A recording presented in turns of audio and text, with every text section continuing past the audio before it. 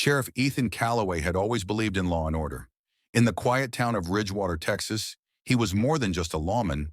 He was a symbol of justice, a man who stood for truth in a world full of lies. But nothing could have prepared him for the secret that would shatter his world. It started with a routine DNA test. Ethan had taken part in a local genealogy project, a harmless initiative meant to connect families and trace their ancestry. His wife, Hannah Calloway, had suggested it, saying it would be fun to learn more about their kids' heritage. But when the results came in, Ethan's world stopped. The report stated that Ethan was not the biological father of his three children. He stared at the screen, his heart pounding. The names of his sons, Jacob, Luke, and Adam, were listed right there, along with their actual biological father. The name made his blood turn ice cold. Thomas Calloway, his younger brother. Ethan couldn't breathe. He felt his hands shaking as he scrolled through the report over and over again. There had to be a mistake. Maybe the lab mixed up the samples. Maybe it was some kind of prank. But the numbers didn't lie. His own brother had fathered his children. Memories of his marriage flooded back to him. The laughter, the love, the quiet moments in bed when Hannah swore she was happiest with him. Had it all been a lie? Ethan forced himself to stay calm. He needed answers, but he also needed evidence. That night, he pretended everything was normal. He kissed Hannah on the forehead, tucked his kids into bed, and even shared a drink with Thomas, who had come over to watch a football game. Thomas laughed and joked, completely unaware that Ethan now saw him as a traitor. Ethan wasn't just a sheriff. He was a seasoned investigator. And now he was his own case. He started digging. Phone records. He quietly accessed Hannah's phone history, checking for unusual calls or texts between her and Thomas. Bank transactions. He combed through their financial history, looking for hidden expenses or hotel bookings. Witnesses. He started paying attention to how others reacted around them. Had anyone in town suspected anything? As he pieced things together, a timeline emerged. The first affair had started 10 years ago, around the time their eldest son, Jacob, was conceived. It had continued in secret through the births of Luke and Adam. Hannah had managed to keep it hidden, making sure to keep Ethan happy while sneaking around with Thomas. Ethan was known as a calm man, but he felt something dangerous building inside him. Rage, betrayal, and the growing realization that he couldn't let this go. Ethan confronted Hannah late one night. Holding up the DNA test, he whispered, "Tell me it's not true."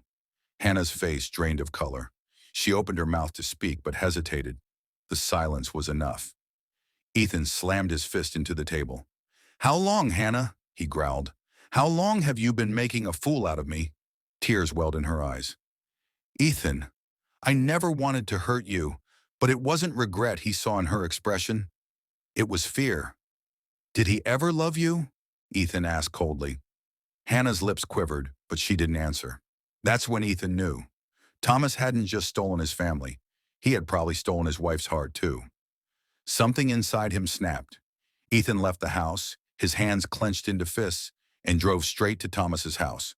His brother opened the door, still groggy from sleep. "Ethan, what's wrong, man?" Without a word, Ethan punched him. Hard. Thomas stumbled back, clutching his face. "What the hell?" Ethan loomed over him, his voice low and deadly. "You took my wife. You took my kids. Now I'm going to take something from you." A gunshot rang out in the still night air. Blood splattered across the wooden porch. And just like that, Ridgewater's sheriff had become a murderer. The next morning, Ridgewater woke up to shocking news. Thomas Calloway had been found dead on his porch, a single gunshot wound to the chest. The town was in chaos. Who would want Thomas dead? Was this a personal attack? A robbery gone wrong? Only one person knew the truth. Sheriff Ethan Calloway. But he wasn't the only one hunting for answers. A seasoned investigator had just arrived in town, and he wasn't going to stop until he uncovered the real story. Ridgewater had seen its fair share of crime, but never like this. A Calloway brother, shot dead in cold blood on his own porch. And to make things worse, the sheriff himself had been the last person to see him alive. Enter Detective Samuel Briggs, a no-nonsense investigator with a reputation for digging up secrets no one wanted found. Briggs had been called in from Austin to handle the case, and as he pulled into Ridgewater, He took in the town's quiet streets, the close-knit community, the air of small-town deception. He had solved enough murder cases to know that the most dangerous lies were always the ones told between family. Briggs parked in front of the Calloway residence, where yellow police tape wrapped around the porch like a noose. Thomas Calloway's body had already been moved, but the blood stain remained. A dark, wet pool soaked into the wood, evidence of the brutal finality of death. Sheriff Ethan Calloway stood nearby, arms crossed, face unreadable. A man with too much to lose. "Sheriff," Briggs greeted, stepping onto the porch. "I appreciate you keeping the scene intact." Ethan nodded stiffly. "We don't get murders like this in Ridgewater. My department's been doing its best, but you needed a fresh pair of eyes," Briggs finished, his tone neutral.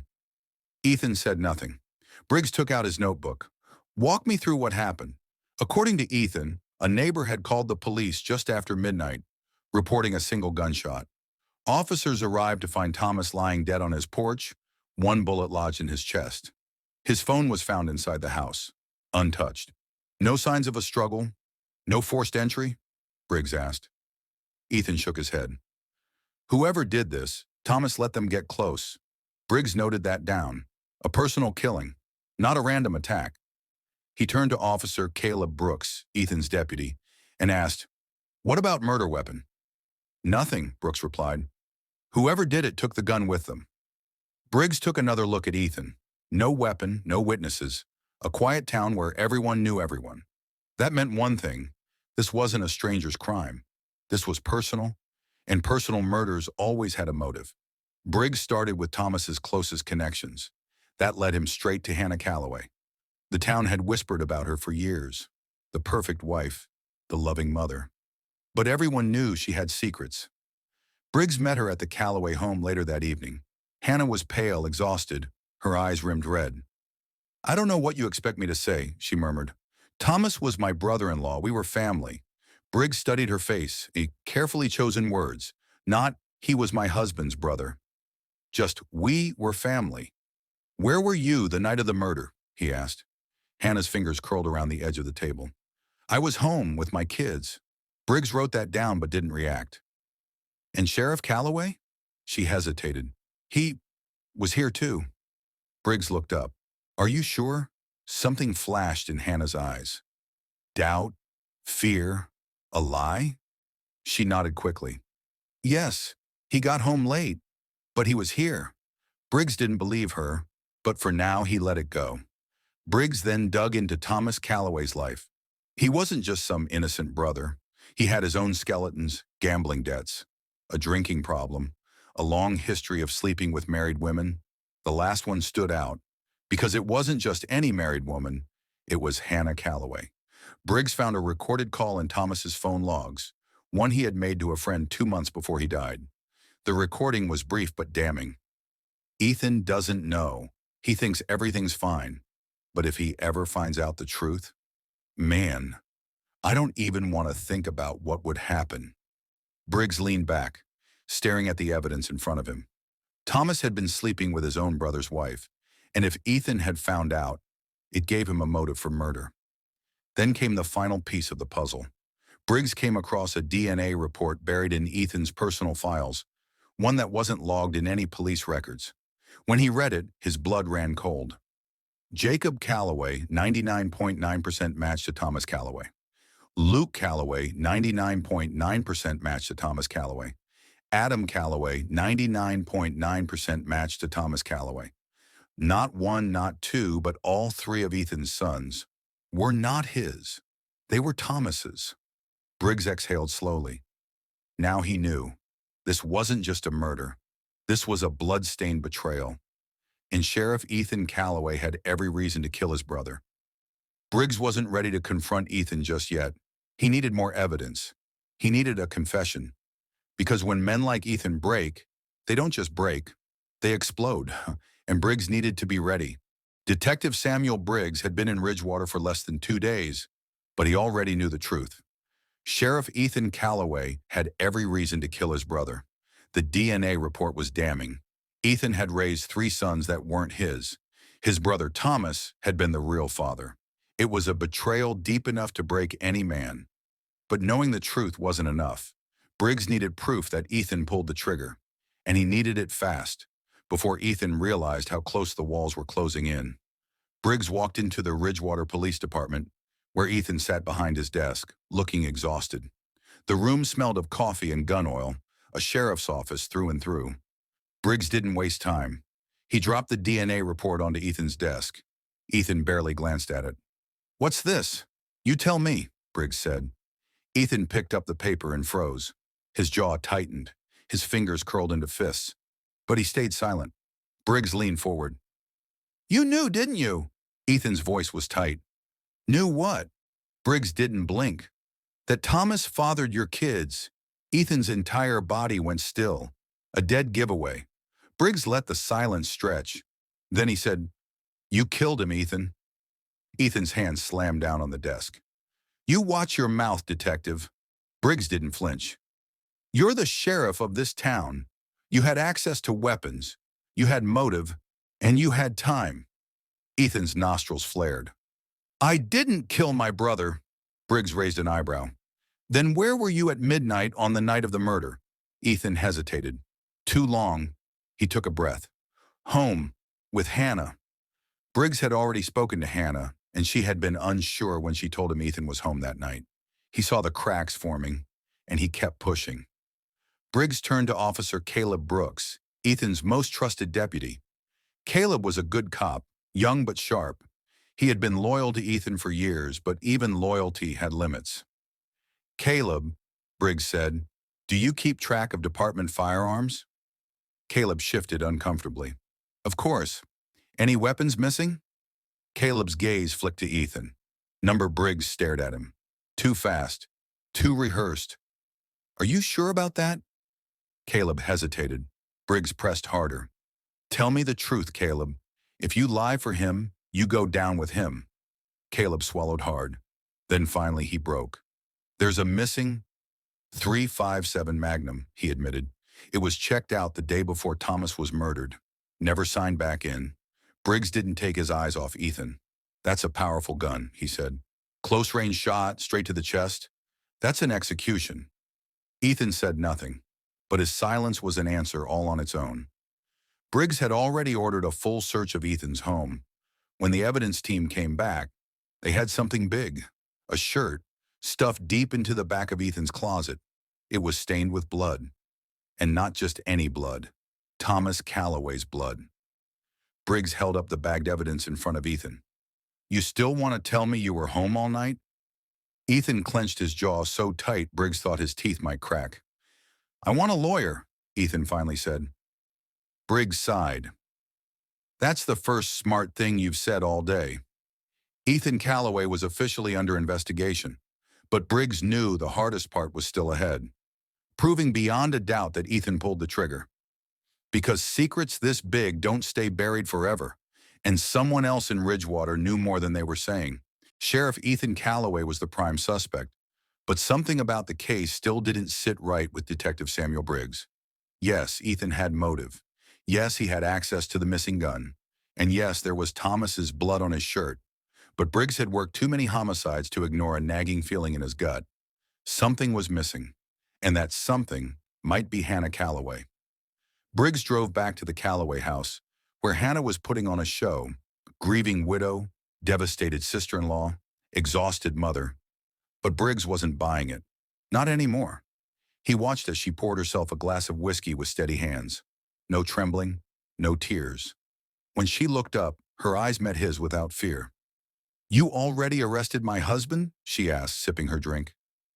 Briggs sat down. "Not yet, but he's the prime suspect." Hannah's lips curled at the edges.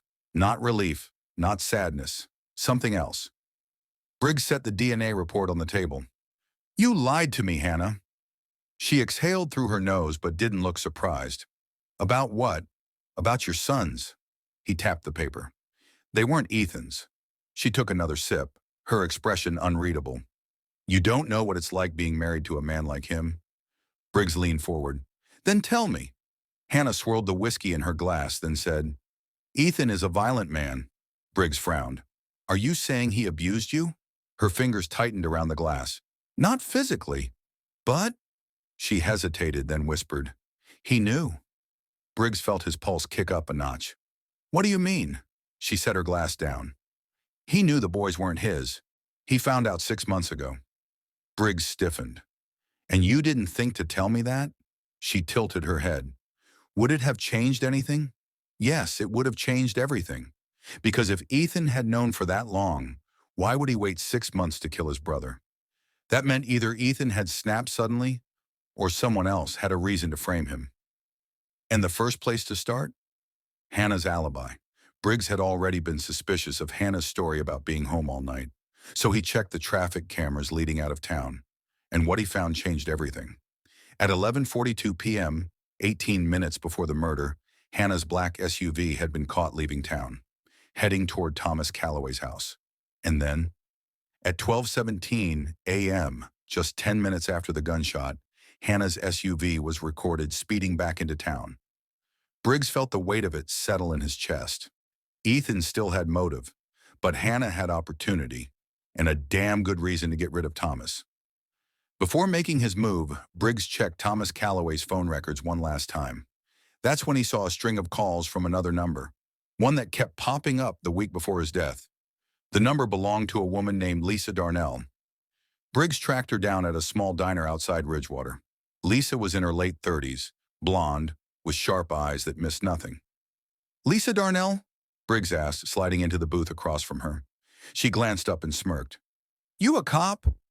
"Detective." She leaned back. "Let me guess. This is about Thomas?" Briggs nodded. "How did you know him?" Lisa stirred her coffee. "We were seeing each other." Briggs raised an eyebrow. "You mean you were having an affair?" Lisa shrugged. "He wasn't married, so I wouldn't call it an affair." Briggs narrowed his eyes. "Did Hannah Calloway know about you?" Lisa exhaled sharply. "She did, and she hated me for it." Briggs's pulse kicked up again. "Why?" Lisa set down her spoon. "Because she wasn't the only woman in Thomas's life anymore." Briggs stared at her. Everything clicked into place. Hannah Calloway wasn't just sleeping with Thomas, she was obsessed with him. And when she found out about Lisa, she had every reason to want him dead. Briggs drove back to the Ridgewater PD, his thoughts racing. What if this wasn't about Ethan finding out the truth? What if this was about Hannah losing control over Thomas? Think about it.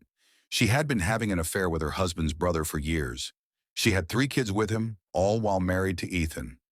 Then suddenly, Thomas fell for someone else, Lisa Darnell. What would a woman like Hannah do? She would snap. And now with Ethan being framed, she was free of both of them. No more Thomas, no more husband, just her and her kids. Briggs wasted no time. He went straight back to Hannah's house and knocked. She opened the door, frowning. "Detective?" Briggs held up a folder. "Traffic camera footage. Shows you leaving town the night of Thomas's murder." Hannah's face didn't change. "I told you, I was home." Briggs didn't blink. "Lisa Darnell." That got a reaction. Her jaw tightened. Briggs leaned in. "You killed him, didn't you?" Hannah's breath hitched. "That's ridiculous." Briggs pulled out his recorder. "Then tell me why you were near Thomas's house minutes before he was shot." For the first time, Hannah looked nervous. Briggs smelled blood in the water. Hannah Calloway's perfect story was cracking. But now, Briggs needed one final piece of evidence. The murder weapon. Because when the truth comes out, it won't just destroy Hannah, it will destroy everything. Detective Samuel Briggs had Hannah Calloway cornered. She lied about her alibi. She had a motive, jealousy. She was near the crime scene minutes before Thomas Calloway was shot. But one thing was still missing. The gun.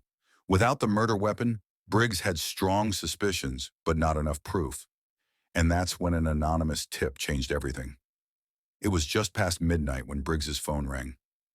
"Briggs," he answered, rubbing his eyes. The voice on the other end was shaky, nervous. "You're looking for a gun, right?" Briggs sat up instantly. "Who is this?" The caller hesitated. Then, click. They hung up. Briggs cursed, staring at the phone. But before he could call back, a message popped up. A single location pin dropped on a map. The Ridgewater Nature Reserve. Briggs's pulse quickened. Whoever called knew something. And if the gun was really there, this case was about to blow wide open. Briggs grabbed his coat, badge, and gun, then called Officer Lucas Tate, a young cop he trusted. "Meet me at the nature reserve," Briggs said. "Bring gloves and a flashlight." 30 minutes later, they stood at the edge of the dark woods. "Hell of a place to dump a gun," Tate muttered, flicking on his flashlight. Briggs scanned the dense trees, the cold wind biting at his skin. "Let's find out if it's really here." They followed the GPS coordinates, moving carefully through mud and dead leaves. Then, Tate froze. "Briggs, over here." Briggs rushed over, his heart pounding. At the base of a large oak tree, buried under a pile of wet leaves, something metallic glinted in the flashlight's beam. A silver revolver. Briggs knelt, his hands steady as he pulled out an evidence bag. They had just found the murder weapon. The next morning, Briggs rushed the gun to forensics. By noon, the results came in. The bullet that killed Thomas Calloway? A perfect match. But that wasn't even the biggest shock, because when the serial number was traced, the gun was registered to Ethan Calloway. Briggs stared at the report, his mind racing. This confirmed Ethan's gun was used in the murder. But did Ethan pull the trigger, or did someone else take his gun to frame him? Briggs was running out of time. Hannah's lies were crumbling. The gun was found, and now all he needed was one final push. That's when he checked security footage from Ethan's house. At 10:32 p.m., 2 hours before the murder, a car pulled into Ethan's driveway. Hannah Calloway's car. Briggs froze. Hannah had been at Ethan's house that night, which meant she had access to his gun. She could have stolen it, and she could have used it to kill Thomas, then frame Ethan. Briggs grabbed his keys. It was time to bring Hannah in. Briggs stormed into Hannah's house, where she was packing a suitcase. She looked up, startled. "Detective?" Briggs held up a photo of the gun. "Recognize this?" Hannah's face paled. Briggs stepped forward. "It was used to kill Thomas." She swallowed hard. "That's Ethan's gun." Briggs nodded. "And you were at Ethan's house before the murder. Care to explain?" She hesitated. I just went to talk to him." Briggs saw through the lie instantly. "You stole his gun, didn't you?" he pressed. Her hands trembled. "That's ridiculous." Briggs leaned in, his voice deadly calm.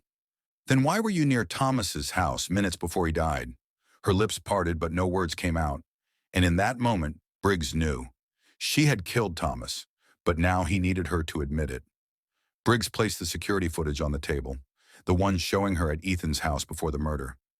Then he played the traffic camera footage, showing her driving toward Thomas's house just before the shooting. Hannah's chest rose and fell rapidly. Then she sank into a chair, burying her face in her hands. I didn't mean to," she whispered. Briggs stilled. "Didn't mean to what?" Her voice cracked. I wanted him to love me again." Briggs clenched his jaw. "So you killed him?" Tears spilled down her cheeks. "He was going to leave me. For her. For Lisa." She looked up, her eyes filled with desperation. "He was mine, Briggs. He was always mine." Briggs exhaled slowly. It was over. Hannah Calloway had just confessed. And now, she was going to prison for murder. Briggs placed Hannah under arrest, reading her Miranda rights as she sobbed. Meanwhile, Ethan Calloway was cleared of all charges. But even though Ethan was free, the truth had destroyed him. His wife had betrayed him. His brother had stolen his family. And now everything he thought he knew was a lie. As for Briggs, he had solved the case. But deep down, he knew there were no winners in this kind of tragedy, only broken pieces. Hannah Calloway's confession was damning, but a confession wasn't enough. Briggs knew the defense lawyers would try to argue that she was coerced, that she was in shock, that she was emotional. To make sure she stayed behind bars, Briggs needed to build an airtight case, one that left no room for doubt. And so, the trial began. The small town of Ridgewater had never seen a trial like this before. A sheriff's wife charged with murdering her husband, a love triangle between two brothers, leading to a cold-blooded crime. Every seat in the courtroom was filled. Reporters lined the hallways. Ethan Calloway, once the respected town sheriff, sat in the back of the courtroom, his face haunted. Briggs watched as the prosecutor, a sharp-eyed woman named Joanne Parker, stepped forward. She turned to the jury. Ladies and gentlemen, this is not just a case of jealousy. This is a case of premeditated murder. She pointed to Hannah, who sat stiffly beside her lawyer. This woman stole a gun, drove to her husband's house, and shot him dead in cold blood. Hannah's lawyer, a smooth-talking man named Robert Dean, stood. My client was a woman scorned, he argued. She was heartbroken. She was lost. But she did not mean to kill him. Briggs clenched his jaw. They were already spinning the story, trying to paint Hannah as a victim instead of a murderer. But the evidence told the truth. One by one, the pieces fell into place. The gun, registered to Ethan, but stolen by Hannah. The security footage, showing Hannah at Ethan's house the night of the murder. The traffic camera, catching her car near Thomas's home minutes before the gunshot. The anonymous tip, leading them to the murder weapon. The confession, her own words admitting she killed Thomas out of jealousy. Joanne Parker laid it all out clearly, logically, and without emotion. The truth is simple, she told the jury. Hannah Calloway planned this. She wasn't in a fit of rage. She was calm, calculated, and deadly. Hannah's lawyer tried to poke holes in the case. She was distraught, he claimed. She didn't think. It was a mistake. But Briggs knew a mistake didn't involve stealing a gun. A mistake didn't involve driving across town. A mistake didn't involve pulling the trigger twice to make sure he was dead. This wasn't a mistake. It was murder. The most explosive moment of the trial came when Ethan Calloway testified. He sat before the courtroom, his voice hollow. I loved my wife, he said. I thought she loved me too. He looked directly at Hannah. But you killed my brother. Hannah didn't flinch. Ethan continued. I lost everything that night. My wife, my brother, and my own children. The courtroom fell silent. Briggs had never seen a man so completely broken.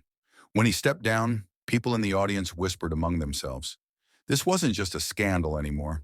It was a tragedy. After 3 days of testimony, the jury left to deliberate. Briggs expected them to be gone for hours. They returned in less than an hour. The judge turned to the jury foreman. Has the jury reached a verdict? The man stood, his voice firm. Yes, Your Honor. He looked directly at Hannah Calloway. We find the defendant guilty of first-degree murder. Gasps rippled through the courtroom. Hannah closed her eyes, but she didn't cry. The judge's gavel slammed down. Hannah Calloway, you are hereby sentenced to life in prison without the possibility of parole. It was over. The town's most shocking murder had come to an end, but the damage was already done. Ethan Calloway resigned as sheriff. He couldn't bear to wear the badge anymore. He left Ridgewater, taking his 3 children with him. Briggs never saw him again. As for the town, people still whispered about the Calloways. The perfect family that wasn't so perfect after all. The brothers divided by love and betrayal, and the wife who chose murder over heartbreak. Briggs sat in his office one evening, looking out the window. Some cases never leave you. Some stories stay with you forever. And this was one of them.